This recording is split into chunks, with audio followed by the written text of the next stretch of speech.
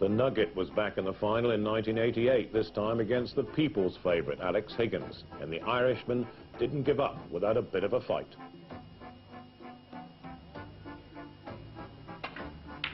And that's a crack. But the master was playing at his peak and nothing could stop him.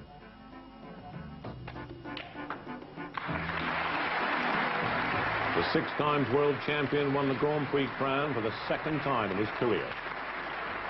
A year later, again it was Steve Davis taking centre stage at the Hexagon Theatre in Reading. This time he was up against a surprise package, Dean Reynolds. Reynolds will never forget it for the wrong reasons. He was whitewashed, 10-0. He is so consistent.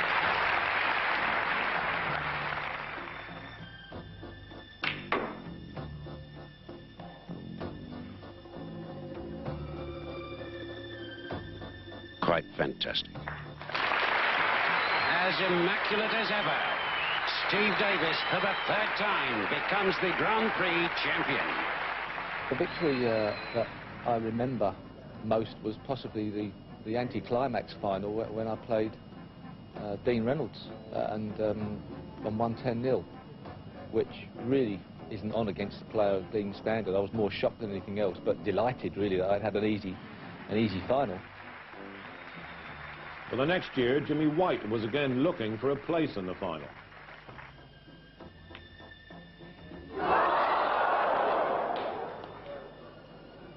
So near. But Bond has this now for a place in the final. Amazing! So, Nigel Bond, having beaten Steve Davis, Eddie Charlton, Willie Thorne and Neil Foulds, also dispatches Jimmy White to defeat. So it was Nigel Bond up against the new world champion, Stephen Hendry.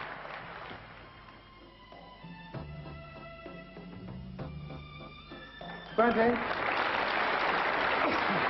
So the world champion on the pink.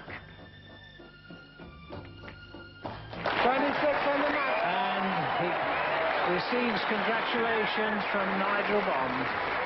And Stephen Hendry, the world champion, takes the Grand Prix in tremendous style. The Grand Prix finals were becoming a habit for Hendry and Davis. The '91 version gave us glimpses of brilliance from both.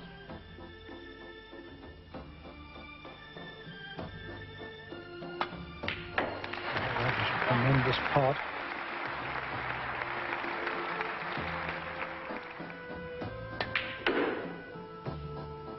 Yes, a great shot, though.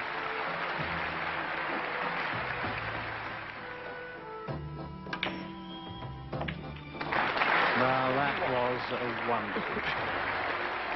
But in the end, Hendry was too good for Davis, and with a 10-6 victory, he became champion for the 3rd time. We've had some great battles, and whenever I played Steve in the final, it was always a match I looked forward to, and I'd always learn something there. I always did, and it was matches that I always enjoyed.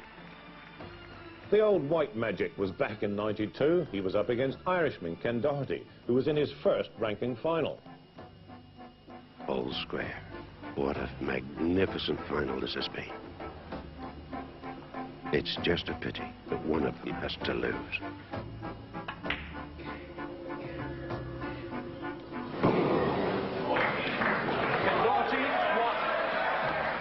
There's only 67 points there, so this black.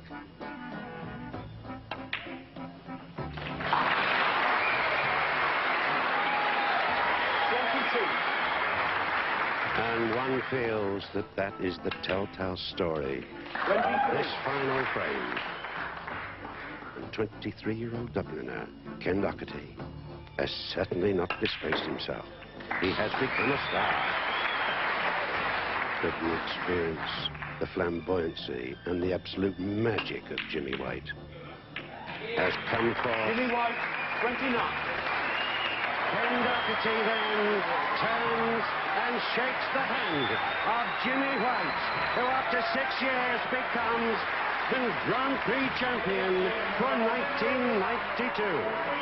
I was struggling that year. That was a bad year for me. I lost to, I think I lost to Parrott in the final the year before the World Championships, and that was a big break for me because I nearly won the World Championships the next year.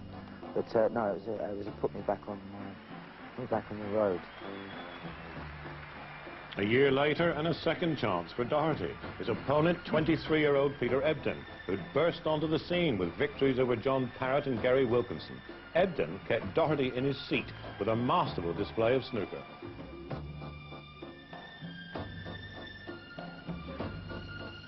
Well, he looks like he's going for this pot. And he's got it. Brilliant.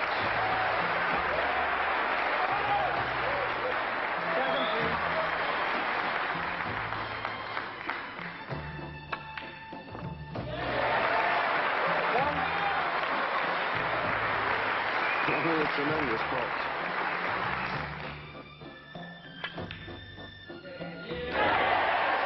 And now Peter Ebdon has beaten Ken Doherty by 9 frames to 6 to win the £60,000 first prize in the Snooker Grand Prix.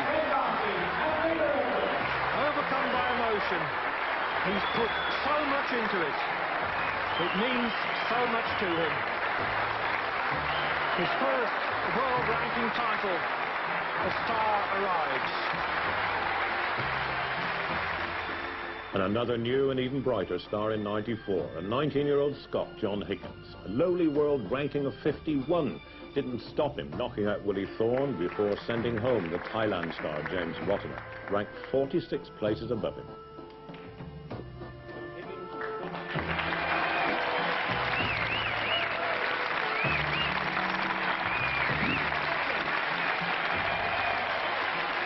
Next, it was the battle of the teenagers. Ronnie O'Sullivan's form was playing truant. Higgins passed the exam. And again, that's a terrible shot from Ronnie.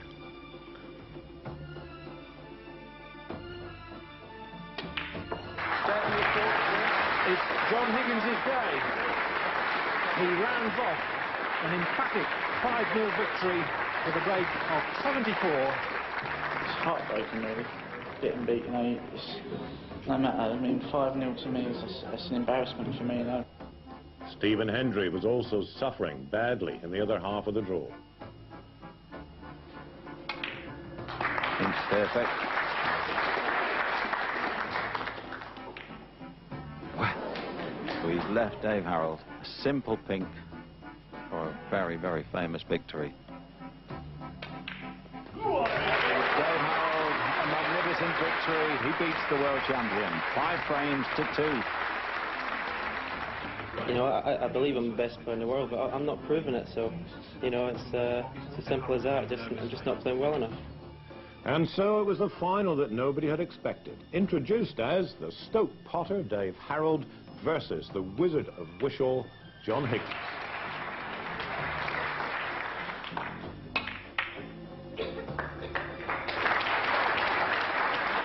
And the little clenched fist there, John Higgins knows he's there. What a moment in his professional career.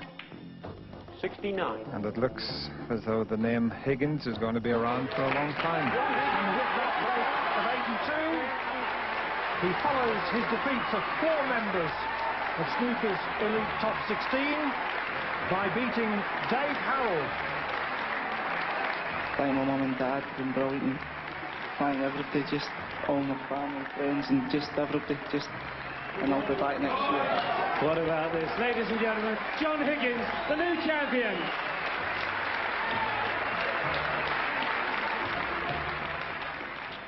So there it is, the 11 on the all-time winners grid of this Grand Prix. Stephen Hendry is trying to become, today, the first man to win it 4 times. And John Higgins is trying to become the only man, apart from Davis and Hendry, to successfully defend the title. There's one record already set. It's an all-Scottish final. That's never happened in a major ranking tournament of snooker. John, they're 2 all, just about to come back. Will either of those 2 players have learnt anything from those first 4 frames, having never played each other in competition? Well, the way they both normally play, they probably learn that they can make a mistake. You wouldn't expect them to be able to make mistakes. But I think both of them know that the standard is going to rise, because to only have one break over 50 is amazing to me. As I say, the excitement's there, but you're expecting with Hendry's record and Higgins' record, because they just knock in centuries, to get in and do it. Yeah. But it is a long match, and I suppose both players are just a bit tensive at the moment. But the standard is bound to rise, and at the moment, it's so evenly balanced and exciting, but as you say, the standard is going to rise, and it clicks into shape, really.